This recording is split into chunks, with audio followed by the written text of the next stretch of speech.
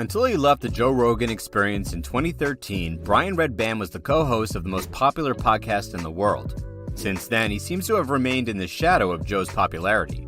However, over the years, Brian has been able to get himself into successful projects as a comedian, producer, and podcast host.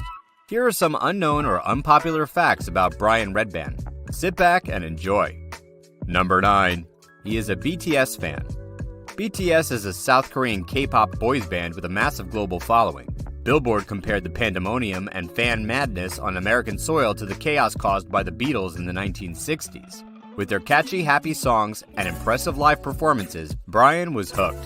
On one episode of the Joe Rogan Experience, he introduced him to their music. Number 8. Brian worked in a computer store. Before YouTube and the internet were what they are today, Brian would go to comedy shows, film them, and upload them to his website with such names as Doug Stanhope.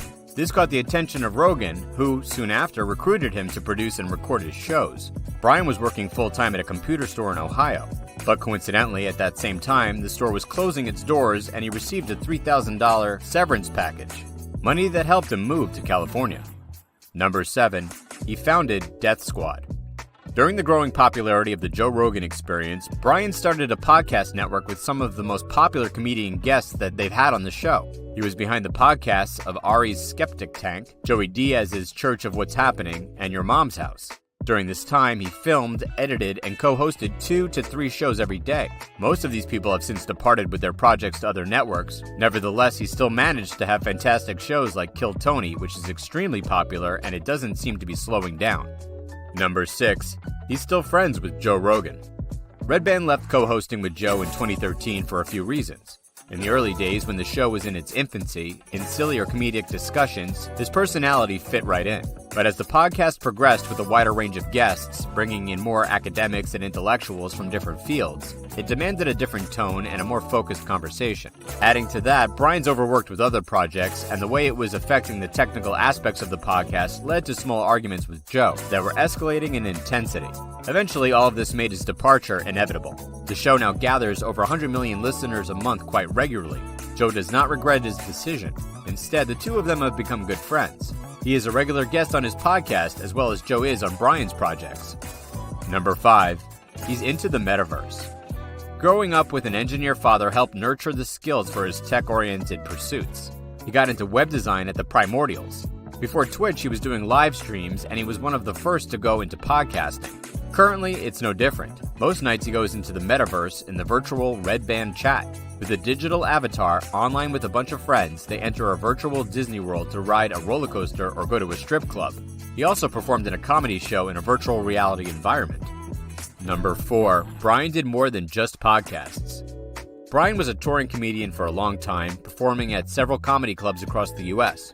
He was once called the future of funny by Culture magazine. He also appeared in movies like The Culture High and Doug Benson's Chronic Con. And in addition to his performing side, he sold t-shirts and made a lot of money from it. Number 3. He still works for Joe. Although Brian has left the Joe Rogan Experience as a producer and co-host, he still manages to have executive producer credits on it, as he often mentions on multiple occasions during interviews. Number 2.